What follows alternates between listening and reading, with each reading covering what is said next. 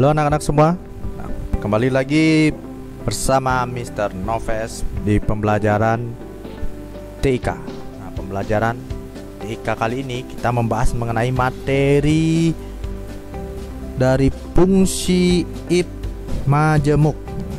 Kemarin atau minggu lalu kita sudah membahas atau kita sudah mempraktekkan langsung di lab komputer mengenai fungsi if tunggal. Nah, sekarang Mister akan mempraktekkan bagaimana cara menggunakan rumus fungsi if majemuk.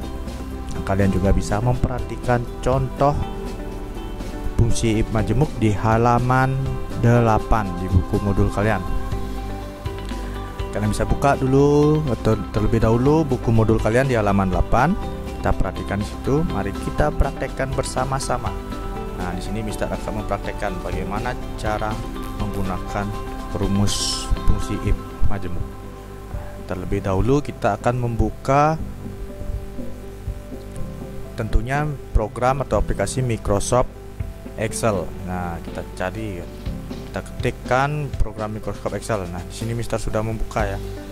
Nah, kalian perhatikan di sini caranya. Di sini kita akan ketikkan terlebih dahulu.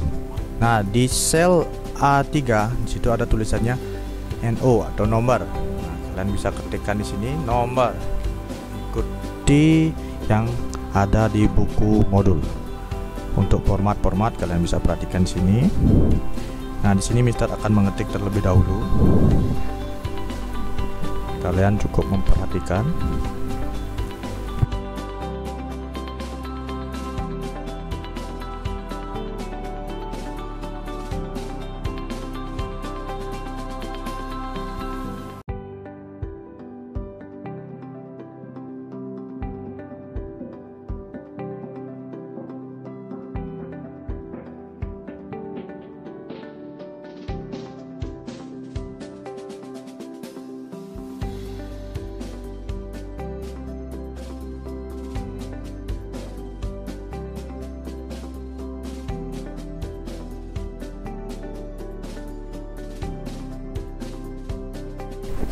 Oke, di sini Mister sudah selesai mengetik. Nah, Mister akan memformat terlebih dahulu hasilnya. Nah, di sini kalian bisa menggunakan rata tengah pada tulisan di atas ini, nomor, nama, nilai, dan hasil.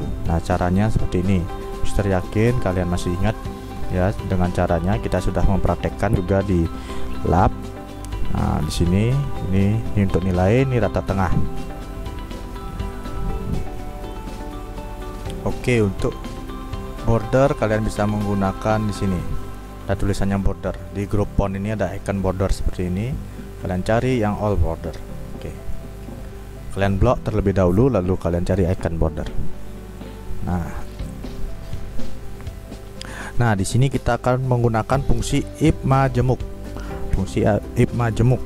Nah, sebelum kita memasukkan rumus, terlebih dahulu kita menggunakan tanda sama dengan. Kita ketikkan dulu tanda sama dengan. Setelah itu kalian menggunakan if. Oke. If buka kurung.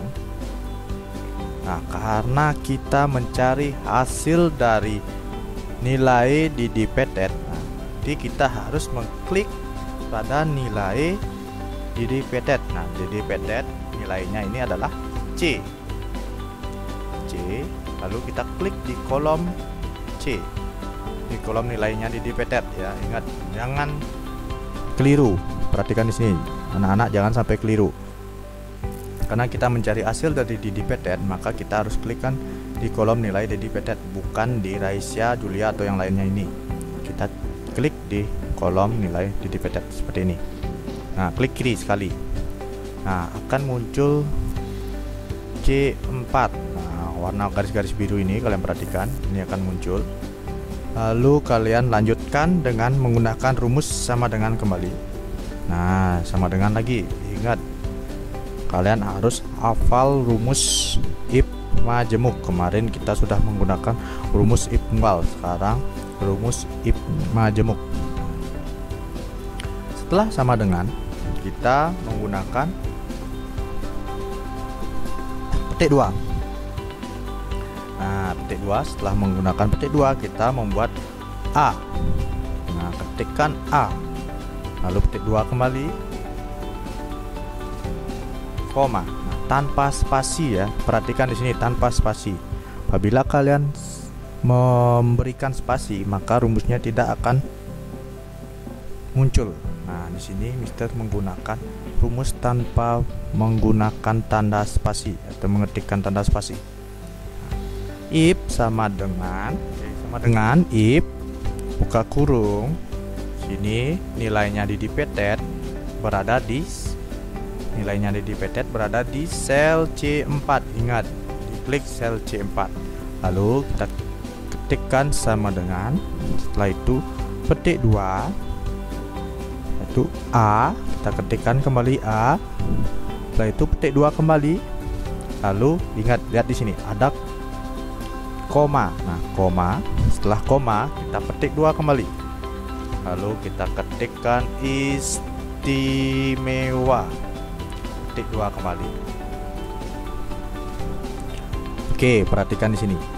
Artinya jika pada sel C4, sel C4 berarti nilainya si didipetet. Nilainya, jika nilainya di sel C4 nilainya A, maka hasilnya istimewa seperti ini. Istimewa. Maka tulisnya nanti istimewa. Jika nilainya didipetet itu A, maka di hasilnya akan tertulis istimewa. Perhatikan lagi. Kita sudah membuat A. Lalu lanjutkan dengan rumus berikutnya. Koma. Nah, setelah petik 2, kita kembali memasukkan tanda koma. Setelah tanda koma, kita masukkan kembali tulisan atau ketik tulisan if. Oke. Seperti ini. Perhatikan baik-baik rumusnya. Yang tidak memiliki komputer atau belum mempunyai komputer atau laptop, kalian bisa mencatat rumusnya ya di buku catatan, atau supaya kalian ingat nanti waktu saat kita praktek bersama-sama di lab komputer. Nah, setelah memasukkan if, lalu buka kurung kembali. Nah, di sini buka kurungnya berwarna merah, berarti buka kurung kedua. Ingat ya anak-anak, buka kurung kedua warnanya merah. Lalu klik kembali di C4, artinya di nilainya si didipetet. Klik di sini, klik sekali. Diklik, ingat ya, diklik di nilai didipetet karena kita mencari hasil dari didipetet. Setelah C4, kalian memasukkan lagi rumus sama dengan buka kurung kembali. Maaf, sama dengan petik 2, semester petik 2. Setelah itu kita, karena kita sudah membuat nilai A, sekarang kita membuat nilai B. Nah, nilai B, petik 2 kembali. Setelah petik 2, koma.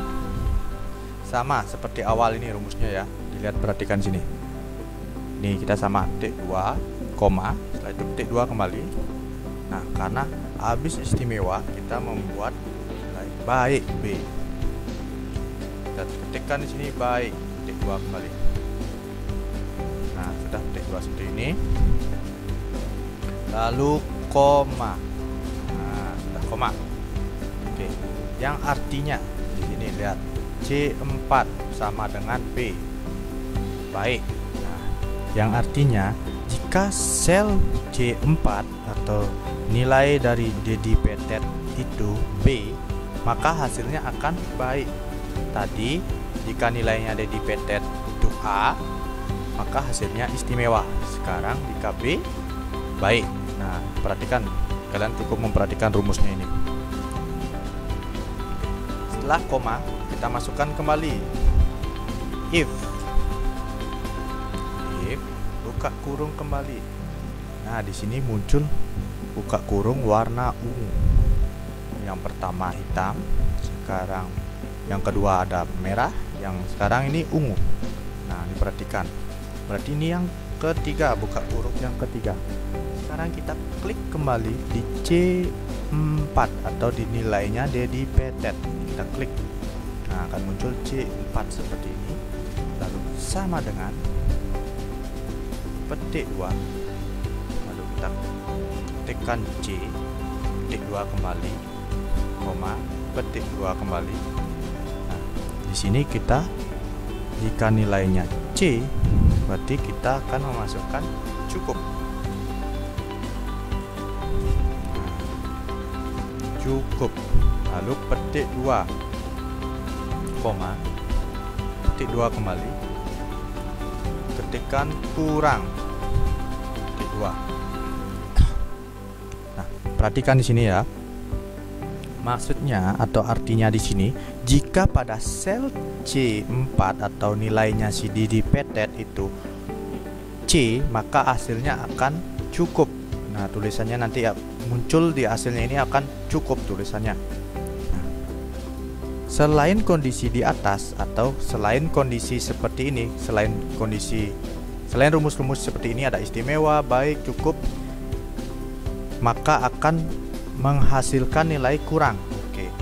Apabila ada yang huruf D, E, mungkin nanti ada huruf E di sini nilainya akan tulisannya menjadi kurang. Yang dimana artinya nilai yang selain A, B, dan C hasilnya kurang. Nah, di sini ada nilai sampai C, sampai D ya. Perhatikan sini ada A, B, C, dan D. Jika nilainya A, maka hasilnya akan istimewa. Jika nilainya B, maka hasilnya akan baik. Dan terakhir, jika nilainya C, maka hasilnya akan cukup. Nah, apabila D di sini, maka hasilnya akan kurang. Oke. Nah, sekarang rumus, kalian bisa perhatikan rumus di sini. Oke, perhatikan di sini, karena kita tadi mengawali dengan buka kurung, maka kita akhiri juga dengan tutup kurung. Nah, di sini kita menggunakan buka kurung 3 kali. Oke, lihat di sini, perhatikan. Satu, yang pertama di sini, yang kedua, yang pertama di sini, yang kedua di sini, warna merah. Buka kurung. Setelah itu di sini menggunakan buka kurung yang warna ungu, berarti 3 kali. Oke, di sini kita akhiri dengan tutup kurung 3 kali. Oke, seperti ini. Perhatikan rumus ini. Kalian bisa dicatat atau kalian catat rumus ini yang digunakan di sini atau lihat di buku modul kalian. Perhatikan baik-baik. Setelah kalian tutup kurung, lalu kalian bisa tekan enter. Nah, di sini akan muncul hasilnya cukup karena nilai didipetet itu C. Karena rumus yang tadi C itu kita beri dengan cukup. Jika B, berarti baik.